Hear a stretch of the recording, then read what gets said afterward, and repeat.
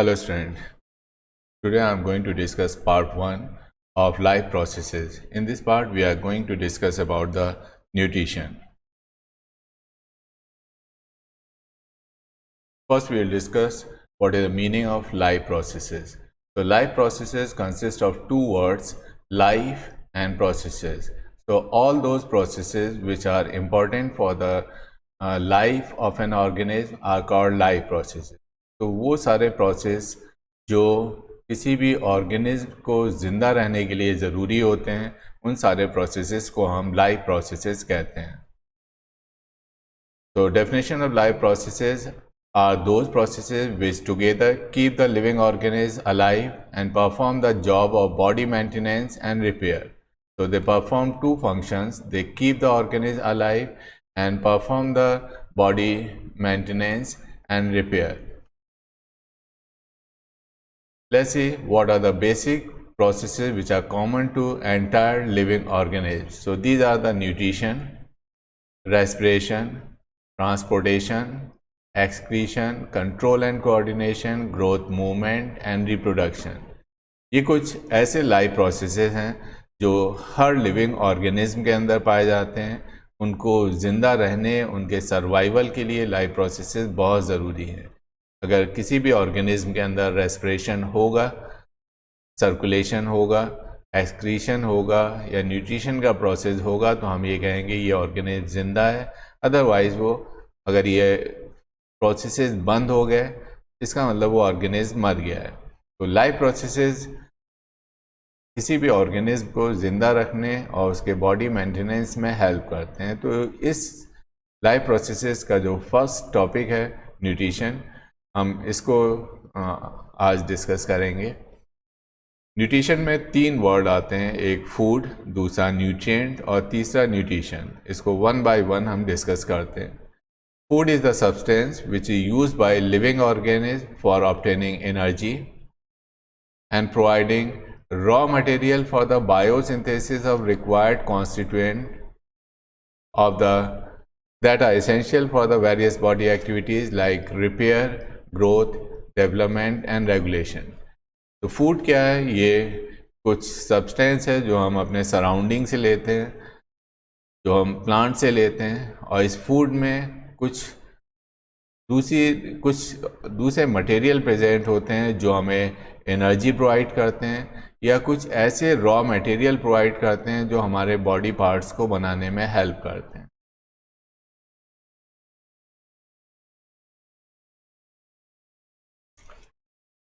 Second term है nutrients. A nutrient can be defined as the organic and inorganic substances which an organism obtains from its surrounding and uses it as a source of energy and for the biosynthesis of body constituent. तो food के अंदर nutrients present होते हैं. ये nutrients ही हमें energy provide करते हैं या हमारी बॉडी में बायोसिंथेसिस यानी बहुत सारे मटेरियल के फॉर्मेशन के लिए इन न्यूट्रिएंट्स की ज़रूरत पड़ती है. So these nutrients are of two types, inorganic nutrients and organic nutrients. Inorganic nutrients are the water, carbon dioxide, minerals like iron and zinc. तो inorganic nutrients में क्या क्या आता है? वाटर आता है, कार्बन डाइऑक्साइड आता है और कुछ मिनरल्स आते हैं जैसे आयरन और जिंक.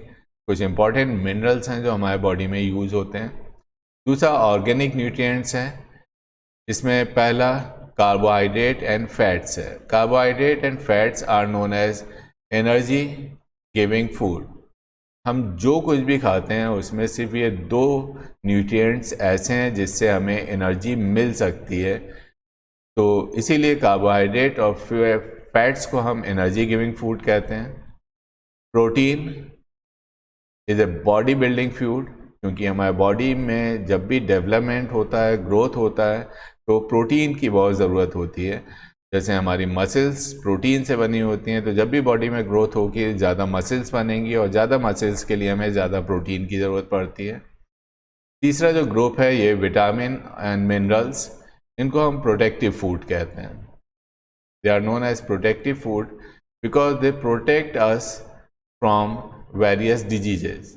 जैसे अगर हम विटामिन सी की बात करें तो विटामिन सी हमें स्कर्वी से बचाता है, विटामिन डी हमें रिकेट से बचाता है।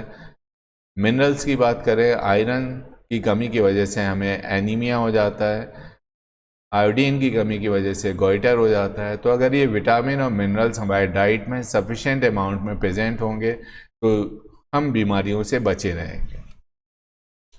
देखिए, फूड और न्यूट्रिएंट्स, अगर हम एक एग्जांपल लें कि राइस इज ए फूड,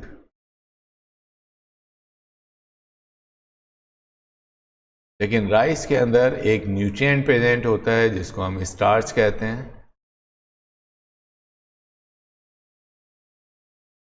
ये एक न्यूट्रिएंट है।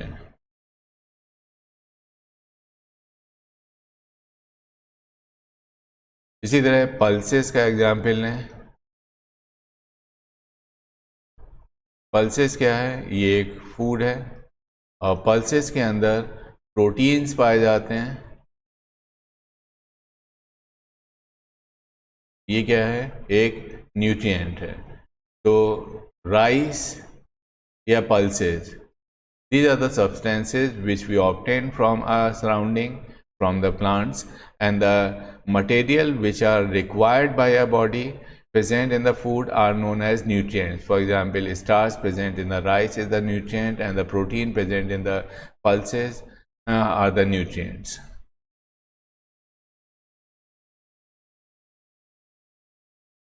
Third term is the nutrition. So it is the process of intake of nutrients by an organism as well as utilization of these nutrients in various biological activities of an organism. तो food को खाना और उस food में से nutrients को absorb करना और न्यूट्रिएंट्स को यूटिलाइज करना, इस पूरे प्रोसेस को हम न्यूट्रिशन कहते हैं।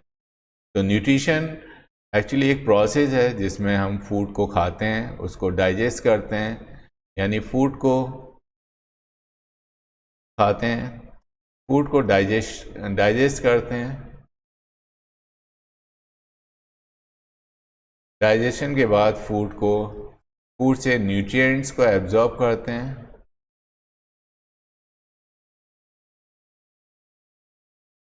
Nutrients are absorbed and then nutrients are utilized.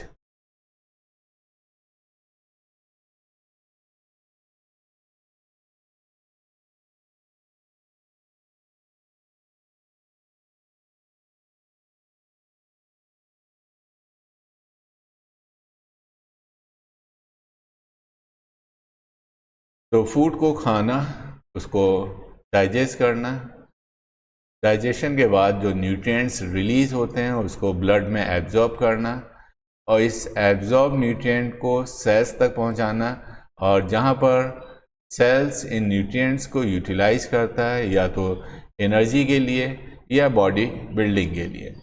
तो न्यूट्रिशन एक प्रोसेस है। Mode of nutrition means the method of procuring food or obtaining food by an organism. There are mainly two modes of nutrition. Mode of nutrition का मतलब है method of nutrition, कि अलग अलग animal या plants किस method से food को अपने बॉडी के अंदर लेते हैं और कैसे उसको डाइजेस्ट करते हैं और कैसे फूड के अंदर प्रेजेंट न्यूट्रिएंट्स को यूटिलाइज करते हैं। तो इस पूरे प्रोसेस को न्यूट्रिशन कहते हैं, और अलग अलग टाइप के मेथड्स को जो एनिमल और प्लांट्स में पाए जाते हैं इनको हम मोड ऑफ न्यूट्रिशन कहते हैं। तो एनिमल प्लांट्स के अंदर दो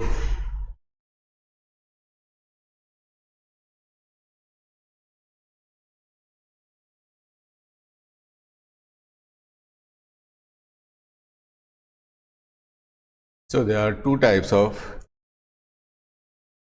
or two methods of nutrition or two modes of nutrition. First one is the autotrophic mode of nutrition and second is the heterotrophic mode of nutrition.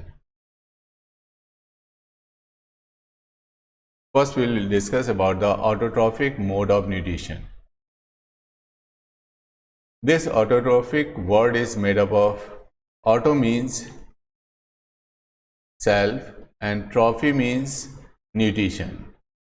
Autotrophic nutrition is the mode of nutrition in which organisms make its own food from the simple inorganic material like carbon dioxide and water present in the surrounding.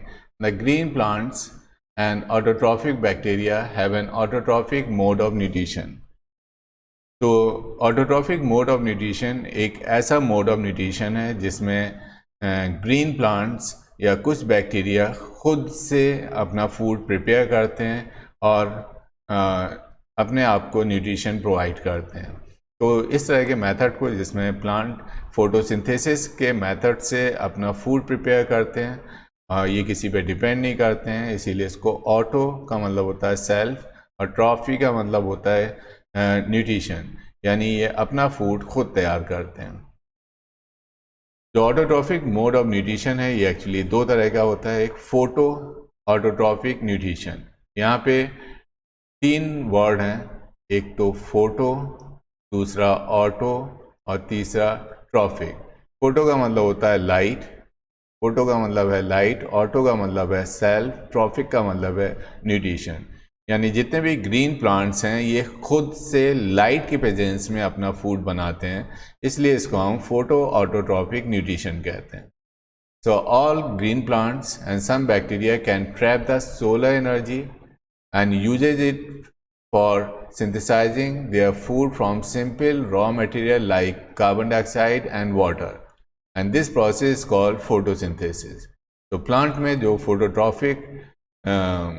Photo autotrophic mode of nutrition है, इसके पीछे जो process responsible है उसको हम photosynthesis कहते हैं। तो plant sunlight, carbon dioxide, water का यूज़ करके अपना फूड खुद से प्रोड्यूस करते हैं, इसीलिए इनको हम प्रोड्यूसर्स भी कहते हैं। The organism capable of photosynthesis are called photo autotrophs and the mode of nutrition is called photo autotrophic mode of nutrition. तो जो ऑर्गेनिज्म फोटोसिंथेसिस के जरिए अपना फूड बनाते हैं उनको हम फोटो ऑटोट्रॉप्स कहते हैं, और उनके इस मेथड ऑफ न्यूट्रिशन को photo autotrophic mode of nutrition कहते हैं।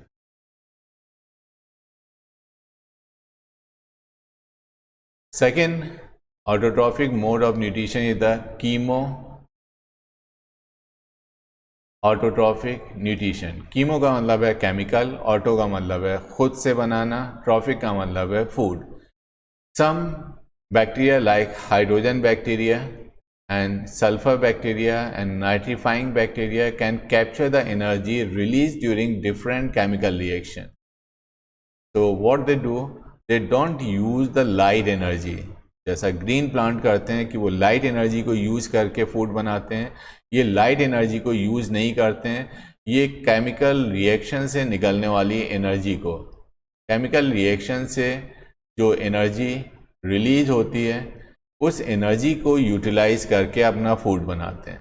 तो हाइड्रोजन बैक्टीरिया, जैसे ये हाइड्रोजन बैक्टीरिया या सल्फर बैक्टीरिया केमिकल रिएक्शन से निकलने वाली एनर्जी को यूटिलाइज करके अपना फूड सिंथेसाइज करते हैं, इसलिए इनको हम chemo autotrophic mode of nutrition कहते हैं। So they use the energy for the synthesis of their food, so they do not require sunlight, ये इनको सनलाइट की ज़रूरत नहीं पड़ती है।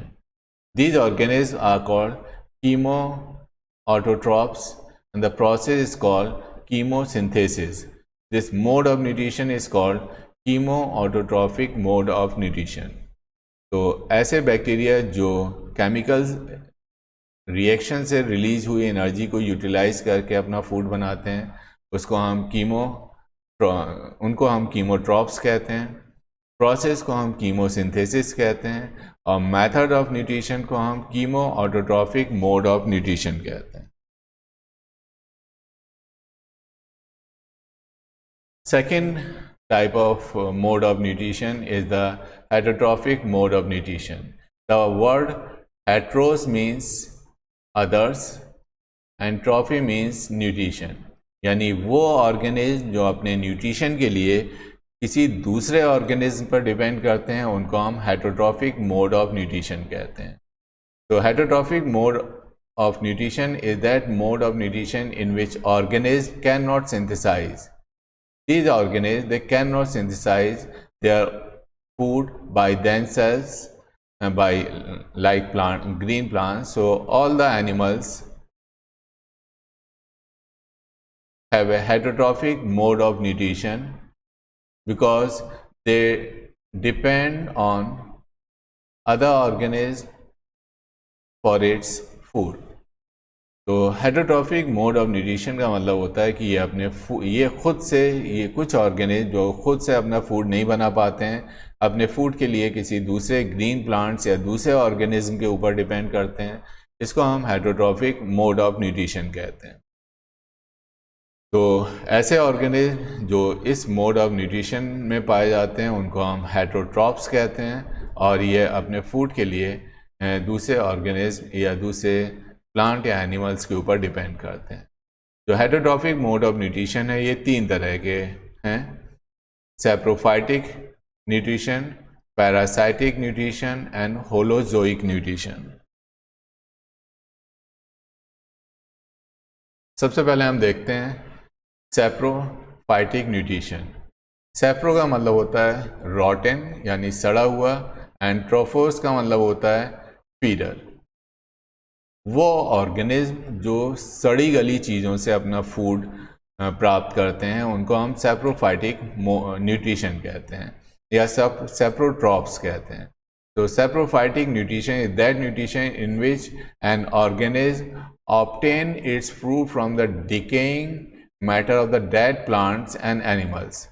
किसी भी मरे हुए जानवर या मरे हुए प्लांट से अपना फूड लेना सैप्रोफाइटिक न्यूट्रिशन कहलाता है। और इस तरह के ऑर्गेनिज्म को हम सैप्रोफाइट्स कहते हैं, जो डेड प्लांट या एनिमल से अपना फूड लेते हैं। इसके एग्जाम्पल हैं स्पाइडर, हाउस फ्लाई, फंजाई और कुछ bacteria.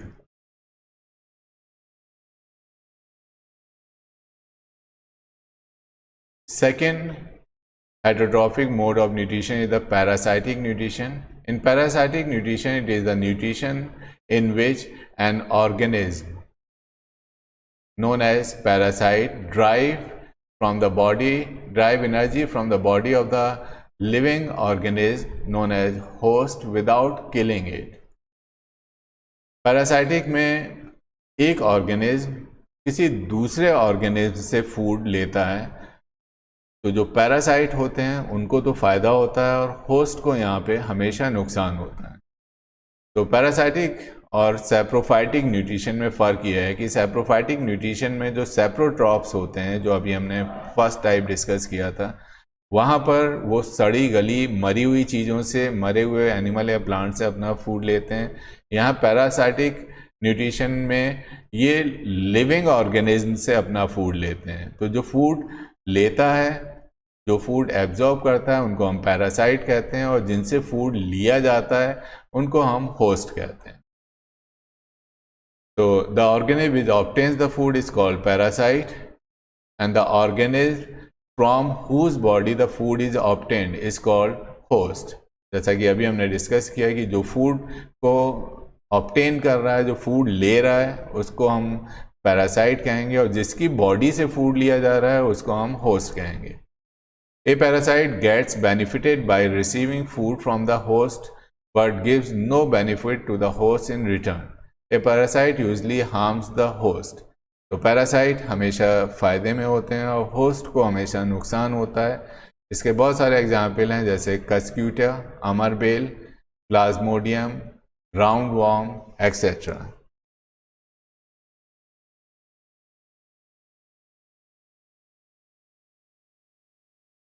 Third type is the holozoic nutrition. Holozoic nutrition means feeding on solid food.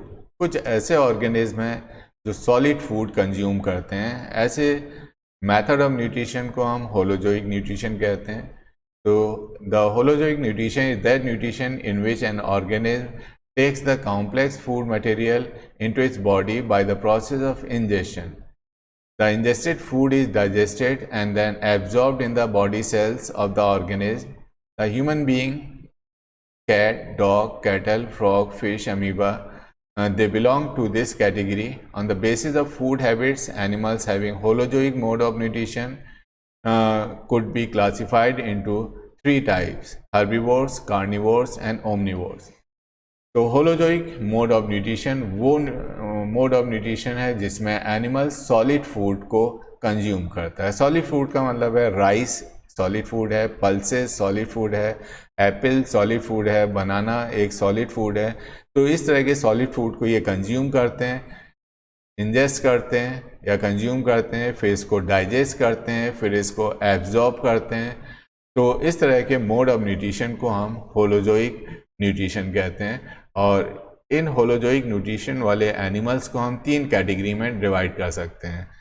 ये आप जानते हैं, हार्बिवोर्स वो एनिमल्स होते हैं जो प्लांट या प्लांट प्रोडक्ट्स पे डिपेंड करते हैं। कार्निवोर्स ये वो एनिमल हैं जो एनिमल फ्लैश के ऊपर या मीट के ऊपर या मांस के ऊपर डिपेंड करते हैं। और ओमनिवोर्स वो एनिमल्स होते हैं जो एनिमल या प्लांट्स दोनों से मिलने वाले प्रोडक्ट को खाकर सरवाइव कर सकते हैं।